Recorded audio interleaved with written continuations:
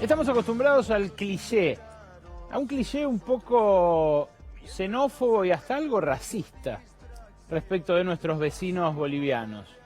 El cliché dice que expulsaron durante muchas décadas mano de obra que vino a la Argentina y entonces aquí en la Argentina trabajaban o en la industria de la construcción o vendiendo cosas en las calles, la mayoría de las veces condimentos o cosas de bajo valor, chucherías. De ahí nacen muchas expresiones xenófobas del odio, horribles, respecto de un país que siempre cargó con ese estigma en Latinoamérica, un país que fue expoliado, ¿no?, desde hace siglos. Bolivia en los últimos 15 años se transformó de una manera asombrosa, pero asombrosa. Bolivia protagoniza un milagro económico, no en el sentido religioso, sino en el sentido de lo realmente atípico que pasó ahí, cruzado por un signo político de izquierda que a su vez mantiene calmos a los mercados con un elevado superávit fiscal sostenido en el tiempo y con una política monetaria y cambiaria, diría, intachable en términos de la ortodoxia. Ustedes van a ver ahora una serie de indicadores que compartimos con una perspectiva de mirar a Bolivia no como país en sí, sino como ejemplo para lo que puede llegar a ser Argentina. Y es muy importante ver estos indicadores para sacarse ese cliché de la cabeza. Bolivia antes y después de Evo Morales son dos países diferentes. En términos productivos, su producto per cápita, su ingreso per cápita, se más que triplicó. Ahí lo tienen, de $955 a más de 3.100. Por supuesto, todavía está muy por debajo de la Argentina, pero fíjense lo que es ese avance. La inversión en hidrocarburos, fíjense cómo se multiplica por 8 en el periodo en el que gobierna Evo Morales. Con una salvedad, se multiplica por 8 la inversión en hidrocarburos en simultáneo a la nacionalización de los recursos hidrocarburíferos. Las exportaciones mineras, también en dólares por año, en millones de dólares por año, saltan de 630 a 3.000, casi 3.400 millones de dólares.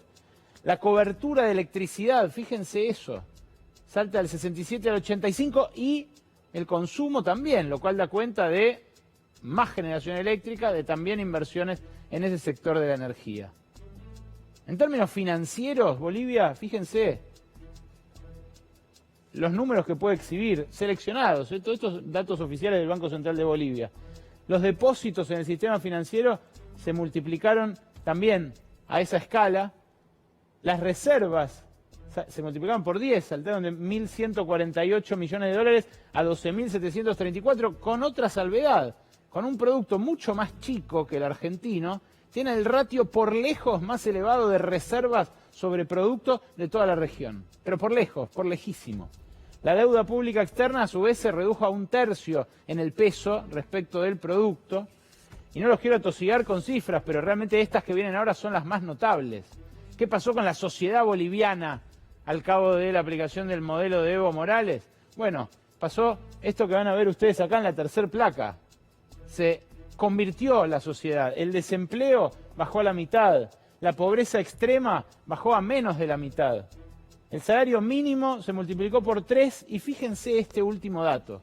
La brecha entre ricos y pobres, que era la más alta junto con Guatemala, ahora vamos a hablar con especialistas, no me van a dejar mentir, esa brecha se redujo a una tercera parte. La brecha entre el 10% que más gana y el 10% que menos gana de la sociedad era 128 veces la diferencia y pasó a ser 46 veces.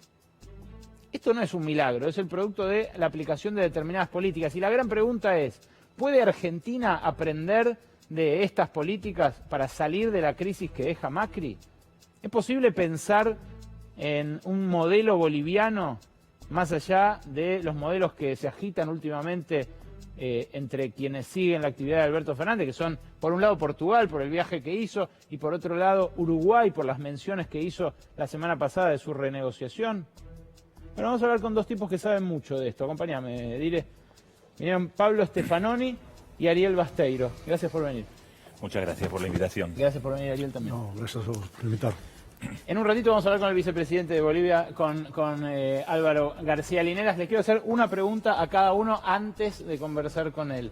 Vos, Pablo, estuviste allá muy en contacto con el gobierno. ¿Esto es el producto de qué factores, dirías vos? ¿Cuáles tres destacarías? Y destacaría el primer factor que me parece muy importante en Bolivia, es que la izquierda, cuando volvió al poder con Evo Morales, cargaba con un trauma muy importante, que era el trauma de la hiperinflación.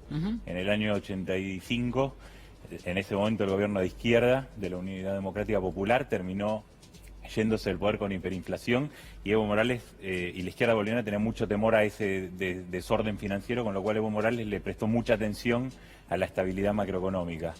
En segundo lugar, eso hizo que se aplicara lo que alguna revista económica anglosajona llamó un populismo prudente.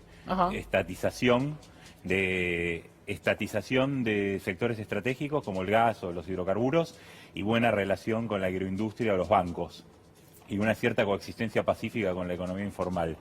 Y en tercer lugar, mucha continuidad. Evo Morales tiene el mismo ministro de Economía desde hace 13 años, con una licencia por enfermedad. ¿El mismo ministro todo el tiempo? Todo el tiempo. Se fue un año porque se enfermó, pero volvió. Con lo cual debe ser uno de los ministros de Economía que duró más tiempo del mundo, ¿no? Sí, sí, claro. Y Ariel Basteiro... Luis Arce Catacora. Mira, ahora vamos a preguntarle por él al vicepresidente. Ariel Basteiro fue embajador allí en Bolivia. Buenas noches, gracias por venir. ¿Qué tal? Mirá, yo creo que allí en Bolivia, al margen de estos cambios profundos que tuvo la economía, creo que mucho de eso tiene que ver con otros montones de cambios que se dieron, culturales. Hubo una revolución social, cultural, la incorporación por primera vez de todo Bolivia al destino del país. Bolivia era un país donde solamente lo conducía una casta, un sector muy determinado, blanco, poderoso económicamente, y la llegada de Evo permite que el pueblo, quizás es un proceso semejante, parecido, con algún tipo de conexión con lo que pudo haber sido el peronismo en el 45-46, que incorpora a los trabajadores a la vida política de este país. En Bolivia lo que se incorporó a la vida política del país es el pueblo indígena, es el pueblo laburante, el trabajador, y eso modificó mucho. Después creo que lo dice Evo fundamentalmente, el secreto de esos cambios económicos fue que por primera vez manejaron sus recursos naturales, el hidrocarburo, en beneficio y en función del interés del país. Por primera vez Evo siempre explica, el 80% de la rentabilidad que generaba la explotación del gas y el petróleo se iba en ganancias de las empresas que lo explotaban, empresas multinacionales. Evo llega allí y pone o cambia el paradigma. Si quieren seguir explotando, tienen que llevarse solamente el 20 y dejar el 80. Y después ese 80 se convirtió en 85, 86. Creo que ese fue el verdadero secreto. Gracias, Ariel. Con Noelia Barral Ligera, buenas noches. Buenas noches. Recibimos al vicepresidente de Bolivia, Álvaro García Linera. Les quiero aclarar a los que se están sumando ahora, que terminó el partido, que no es que estamos haciendo un programa especial de Bolivia por las elecciones. Ellos tienen elecciones ahora, el 20 de octubre, una semana antes que nosotros. Pero lo que nos interesa en medio de esta crisis que vive la Argentina es qué enseñanzas se pueden extraer del ejemplo boliviano y de este proceso político. Álvaro García Linera, muchas gracias por atendernos. Buenas noches aquí desde Buenos Aires. Alejandro, muy buenas noches y un saludo a Pablo y Ariel que están contigo. Bueno, muchas gracias por atendernos, doctor. Lo que le quiero preguntar es qué rol jugó en el proceso boliviano la nacionalización de los hidrocarburos inicial, el tomar el control de ese recurso que para Bolivia, bueno, antes era simplemente un pasamanos. Un elemento clave porque permitió que el gobierno, que el Estado dispusiera de excedentes económicos para poder cumplir dos tareas: ampliar la producción y distribuir la riqueza. Mire, le voy a dar un dato. Antes de que nacionalizáramos, los ingresos por hidrocarburos para Bolivia eran cerca de 300 a 500 millones de dólares. El año 2012-13, para no colocar el momento de que el petróleo subió a 140 dólares, los ingresos de hidrocarburos se han disparado en promedio a 3.500 a 4.000 millones de dólares. Dinero suficiente para poder cumplir escudos vitales, hacer carreteras y mejorar la vida de millones de bolivianos. Recién veíamos el dato de la inversión en hidrocarburos, justamente en gran medida responde a multinacionales que aún después de este nuevo trato más ventajoso para el Estado boliviano siguieron invirtiendo. ¿Cómo es eso? Porque acá nos dicen, por ejemplo, que para desarrollar Vaca Muerta tenemos que flexibilizar el trabajo de los petroleros, garantizarle a las compañías que puedan repatriar las ganancias cuando quieran, bajarles los impuestos al mínimo posible. ¿Cómo se articula una cosa con la otra? Bueno, cada país tiene su propio modelo, pero en el caso de Bolivia hay una regla que la hicimos de 2006.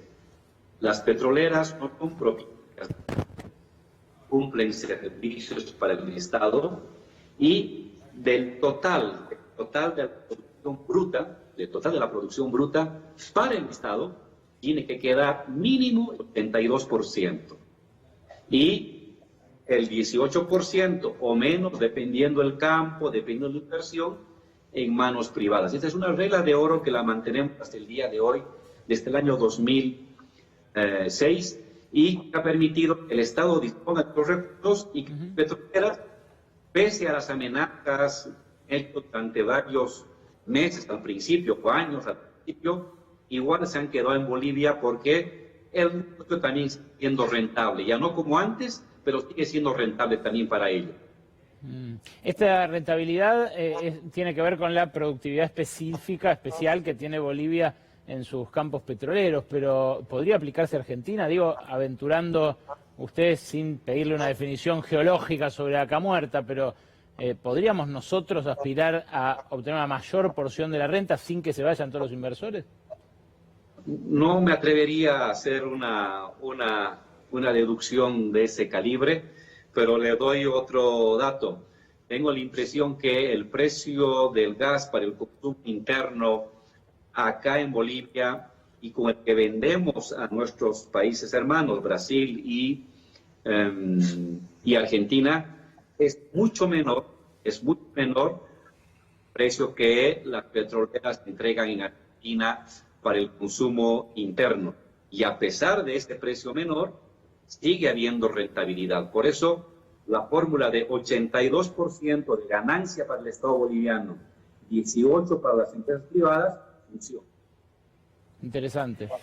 Buenas noches, Linera, lo saluda Noelia Barral Grijera. Aprovechando que estamos hablando de la posibilidad de exportar de alguna manera en la Argentina este modelo boliviano, ¿cuánto interés tiene Bolivia en justamente irradiar el modelo hacia el resto de la región? Y también en línea con esto le pregunto si tuvieron chances de conversar algo de esto con Alberto Fernández cuando estuvo por allí hace unos días. Mire, Noelia, nosotros somos respetuosos de lo que sucede en cada país y no buscamos ser ejemplo para nadie, pero sentimos orgullo que este país, durante mucho tiempo muy discriminado en el continente y abusado por potencias externas, el día de hoy camina con la frente en alta, mostrando sus logros. Mire, por séptimo año vamos a ser el país que más crece económicamente en el continente, por encima del 4%. Somos el país que en una década y un tercio ha multiplicado por 4 su Producto Interno Bruto. Y somos un país que ha ayudado a sacar en 13 años al 30% de su población. La ha sacado de la pobreza y la ha incorporado a la clase media. Son resultados de los cuales nos sentimos contentos, pero no lo mostramos como un motivo a imitar, pero decimos, estamos cumpliendo un trabajo. Nos dicen somos populistas, no importa, somos unos populistas que sacan a la gente de la pobreza, somos un populismo que hace crecer la economía como ningún otro país del continente, solo nos gana Panamá porque tiene 2 mares, el Atlántico y el Pacífico, pero ningún otro país del continente nos gana en crecimiento económico. Y somos una economía que sigue expandiéndose y sigue generando beneficio para la gente más humilde. Linera, recién acá Stefanoni aportaba una definición que se le aplicó al MAS durante estos últimos años, la de populismo prudente. Usted decía, nos dicen populistas, pero es un curioso populismo que mantiene el superávit fiscal que nos reclama a nosotros el Fondo Monetario. ¿Cómo es eso? ¿El Estado es chico? ¿No le cobran impuestos a la gente en la medida que se cobra acá en Argentina? ¿O simplemente mantuvieron a raya el gasto, bueno, con otros métodos? Mire, Alejandro, hemos nacionalizado el gas, el petróleo, hemos nacionalizado las telecomunicaciones, hemos nacionalizado el sistema eléctrico de generación de electricidad, hemos nacionalizado la línea aérea y hemos generado crecimiento económico. A la banca les hemos impuesto que de las ganancias que genera la banca, el 50% de las ganancias anuales pasan al Estado. El 50% queda en manos de los privados. Pero además, del dinero que está en la banca, el 60% por ley tiene que ser invertido en producción y en construcción. Es decir, en áreas de generación de empleo, en áreas que generan valor. Y solo el 40% lo pueden destinar a el ámbito comercial, el ámbito de la especulación financiera. Entonces, somos un país que ha tomado medidas muy fuertes. Yo no diría que hemos sido un populismo moderado, no nos calificamos como populistas, no es una buena calificación. Yo, de hecho, me hago la burla del concepto de populismo, ¿no? Pero estos resultados de una política fuerte de control del Estado ha permitido un crecimiento económico sorprendente y que tiene liderazgo en el continente. Linera, ¿cuántos impuestos pagan los ricos en Bolivia? ¿Y cómo cambió eso desde que asumió Evo Morales? Se sabe que por el lado del gasto, esa reducción de la brecha de ingresos, recién mostrábamos, de 128 a 46 veces entre deciles extremos, se dio, bueno, justamente por las obras, por los planes, por la educación, por la salud. Ahora, por el lado de la contribución de los más ricos, ¿también hubo reforma? Sí, mire, le voy a dar en términos de lo que llaman los economistas el government take aplicado a hidrocarburos, minería o la banca. El government take en hidrocarburos, es decir, el porcentaje con el que se queda el Estado del total de las ganancias. En el caso de hidrocarburos se mueve entre el 82 y el 85%.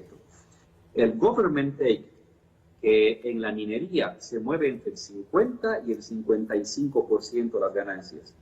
Y el government take aplicado a la banca es entre el 50 al 51%.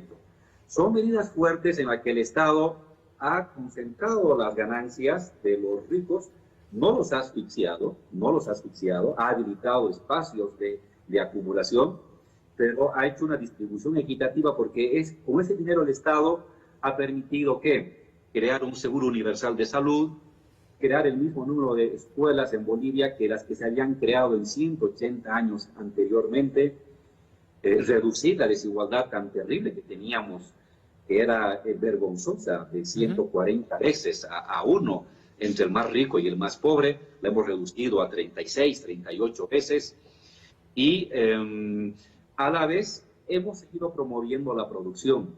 Hay un sector privado que crece, que se desarrolla, tiene el acceso a la banca. En vez de que la banca esté sacando los dólares afuera o especulando con el dinero, la banca ahorra, recibe el ahorro del pueblo, de la gente, y la introduce directamente a la producción. Es una medida, a mí me parece, muy novedosa. Es un trabajo, ¿no?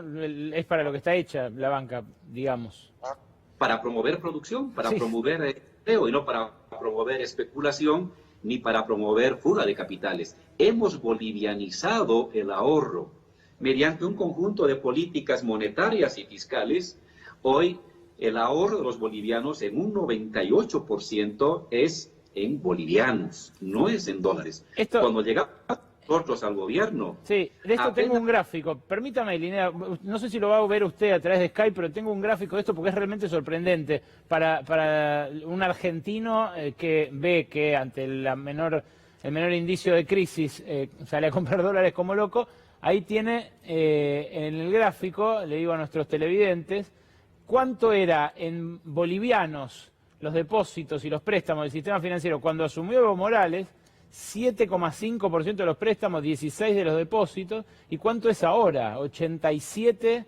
En 2013 es el último dato que tengo, esto el dato del Banco Central de Bolivia.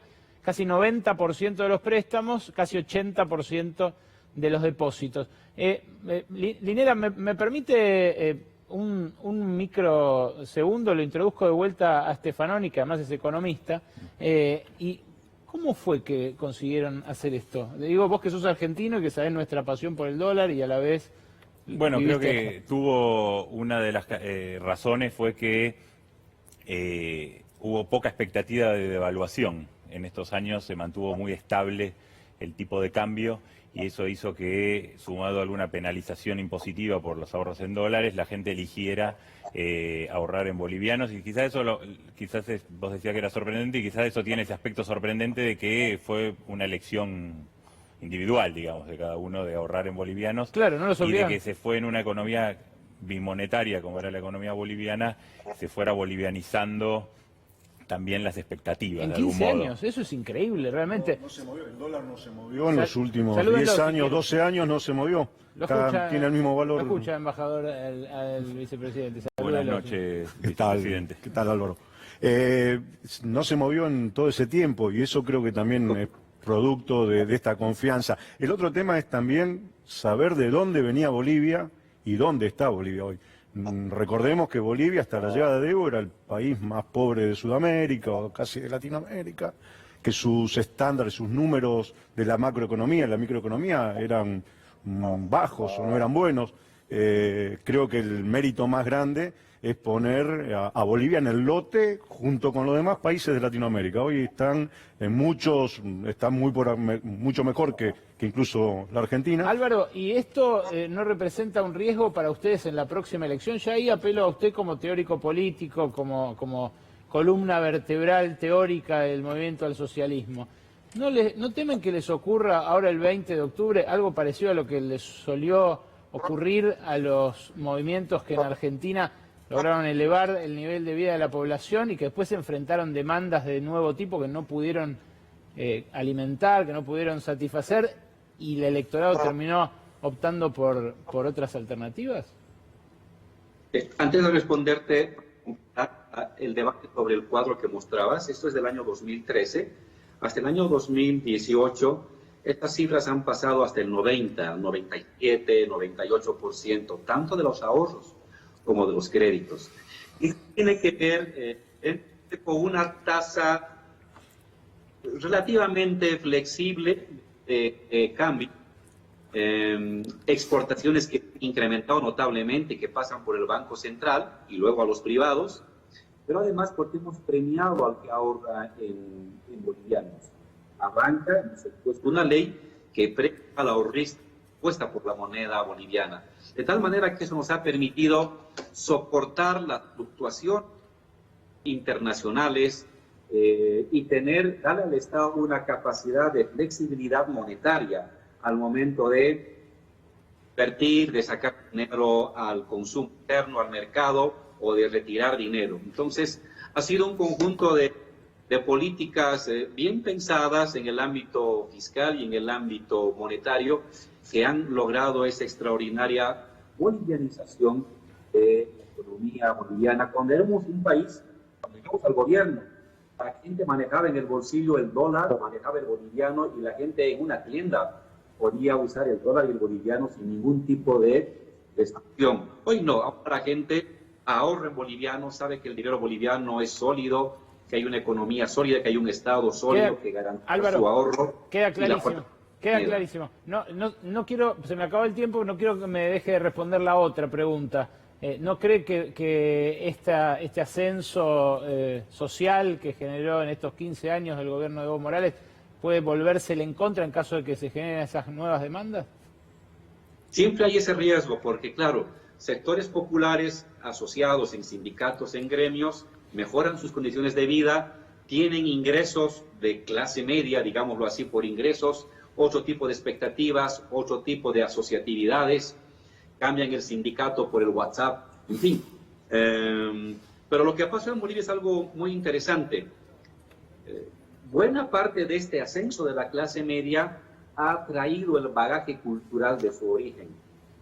Como obrero, como hijo de obrero o como indígena, no es que se deshace, no es que lo bota, sino que lo que hace es modernizar su bagaje indígena y popular. El mejor ejemplo de ello es la estética, los llamados cholets en la ciudad del Alto, o las fiestas, las festividades de una clase media o clase alta, de origen indígena y popular, que no busca blanquearse necesariamente, sino que se aferra y reivindica su identidad laboral, popular o indígena, y de hecho eso también le permite mejorar sus negocios. Hoy en Bolivia exhibir una identidad popular e indígena le permite más opciones para acceder a créditos estatales, a contrataciones estatales, a cargos políticos, que exhibir una identidad anteriormente de clase media, más occidentalizada o más europeizada, digámoslo. Álvaro, lo comprometo que cuando venga a la Argentina la próxima vez se acerque a nuestros estudios acá Brotes Verdes. Le agradezco mucho. Muchas gracias a ustedes. Adiós. Tengo 30 segundos para cada uno para que me digan si es extrapolable esto que acabamos de ver, que es sorprendente, a la Argentina. Bueno, yo creo que no sería exactamente extrapolable porque es una economía muy distinta, muy sostenida en las materias primas y con un aparato industrial mucho más débil que la Argentina. Me parece que el desafío de Argentina es cómo tomar algunas de estas ideas en una economía que es mucho más compleja, básicamente. Pablo Stefanoni, muchas gracias por venir a Brotes Verdes. Lo pueden leer en Nueva Sociedad, es el director de ese muy prestigioso medio. ¿Y Ariel? Creo que también, sí, son dos economías diferentes, dos países diferentes. Nuestra economía son 4 veces más grande, 3-4 veces más grande que la boliviana. Tenemos un desarrollo industrial mucho más importante, pero de todos modos creo que tienen una actitud que quizás no tenemos nosotros, que no tiene la Argentina o que no se tuvo, o que se tuvo sí en el periodo de Néstor, de Cristina, el hecho de dar impulso a la industria nacional, a la economía, a apostar al consumo interno. Vale, eso también lo quiso Evo en todo este tiempo. Vale la pena estudiarlos, ¿no? En detalle. Vale gracias, la pena. Gracias por venir a los dos. Quédate porque en instantes la mano derecha de Axel Kicillof en temas económicos, Cristian Girard, un economista que, créeme, vas a ver bastante a partir del 10 de diciembre. Viene a charlar con nosotros acá, a Brotes Verdes.